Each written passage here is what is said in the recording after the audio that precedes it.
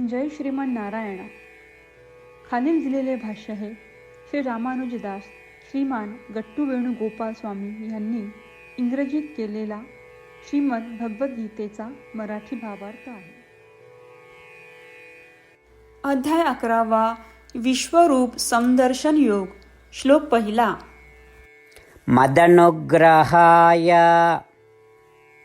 परमं गुह्यम् अध्यात्मा संज्ञितं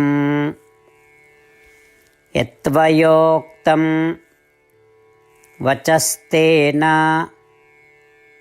मोहोऽयं विगतो मम.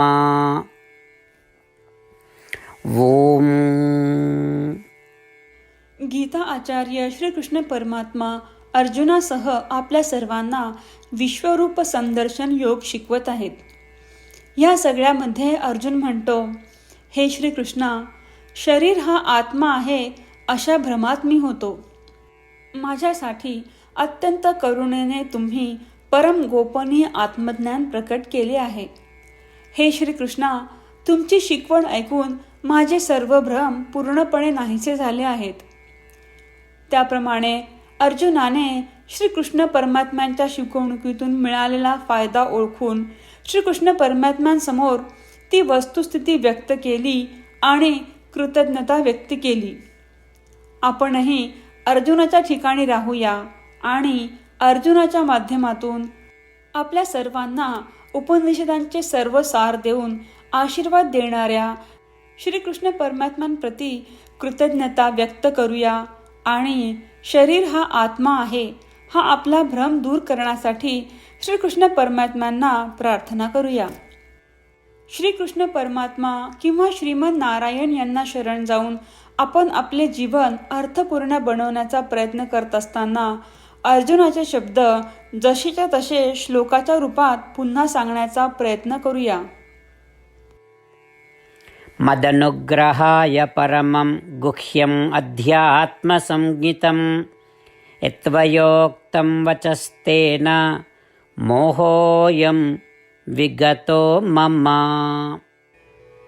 श्रीमद भगवद्गीतेचे संपूर्ण सार श्रीकृष्ण परमात्म्यांनी अध्याय 18 श्लोक 65 ते 70 मध्ये 8 गोष्टी करण्यासाठी दिल्या आहेत. श्रीकृष्ण म्हणतात, जे या 8 गोष्टींचे पालन करतात ते मला आवडतात. मी त्या भक्तांचे सर्व प्रकारे रक्षण करीन. श्रीकृष्ण परमात्म्यांनी सांगितलेली सर्व भगवद्गीता ऐकल्यानंतर अर्जुन म्हणतो, करिष्ये वचनम तव. अर्थात श्रीकृष्णा, तुम्ही सांगताल तसेच मी करीन. म्हणूनच श्रीकृष्णांनी अर्जुनाला सर्व प्रकारचे यश आणि विजय बहाल केले आहेत. परमात्म्याला आपले वचन देऊया की आपण या 8 क्रिया पाळू. परमात्म्याला हा शब्द देण्यापेक्षा मोठी कोणतीही पूजा, तप, यज्ञ नाही. ह्या 8 क्रियांचा तुम्ही सर्वांनी मनाने विचार करा असे मी म्हणेन. अशा प्रकारे आपण श्रीकृष्ण परमात्म्याला आपले वचन देत आहोत. आपण सर्वांनी श्रीकृष्णाच्या चेहऱ्याचा आनंद आणि सुख अनुभवूया. जय श्रीमन नारायणा.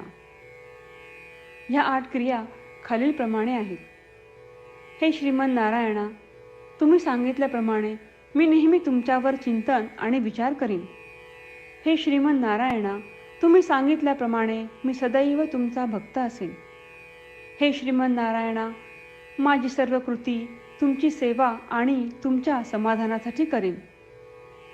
हे श्रीमन नारायणा, तुम्ही अनुसरण करायला सांगितल्याप्रमाणे मला खूप विश्वास आहे की मी तुमचा आहे आणि मी नेहमी हात जोडून तुम्हाला नमस्कार करीन आणि तुमची पूजा करीन. हे श्रीमन नारायणा, मला तुमचे शब्द आठवले. मामेकम शरणम व्रज, जे तुम्ही एकट्याला शरण जायला सांगितले आहेत. श्रीमन नारायणा, मी एकटाच तुम्हाला शरण जातो. हे श्रीमन नारायणा, मला तुमचे मा शुचाह शब्द आठवले की तुम्ही आम्हाला दुःख न करण्याचे आश्वासन देत आहात. मी यापुढे शोक करणार नाही. हे श्रीमन नारायणा, तुम्ही आमच्यासाठी श्रीमद भगवद्गीता देऊन आम्हा सर्वांवर कृपा केली आहे आणि आशीर्वाद दिला आहे. मी दररोज किमान एक श्लोक वाचण्याचे किंवा ऐकण्याचे वचन देतो. हे श्रीमन्नारायणा, तुम्ही गीता सर्व मानवजातीपर्यंत पोहोचवलीस. मी गीतेतील तुमचे दैवी वचन त्या भक्तांपर्यंत पोहोचवण्याचा प्रयत्न करेन जे गीतेला अपरिचित आहेत. हे श्रीमन्नारायणा, तुम्ही सांगताल तसेच मी करेन. तुमच्या इच्छेप्रमाणे वागेन आणि तुमच्यासाठीच काम करीन. श्रीमन्नारायणाला आपण वचन देऊयात की दररोज त्यांनी सांगितल्याप्रमाणे आपण आचरण करू. हीच एक महान पूजा आहे. श्रीमन्नारायणा, करिष्ये वचनम तव. श्रीमन्नारायणा, मी तुमच्या सूचनेनुसार वागेन. मदनुग्रहाय परमं गुह्यम् अध्यात्म संज्ञितं यत्त्वयोक्तं वचस्तेन मोहोऽयं विगतो मम. ॐ मदनुग्रहाय परमं गुह्यम् अध्यात्मसंज्ञितं यत्त्वयोक्तं वचस्तेन मोहोऽयं विगतो मम.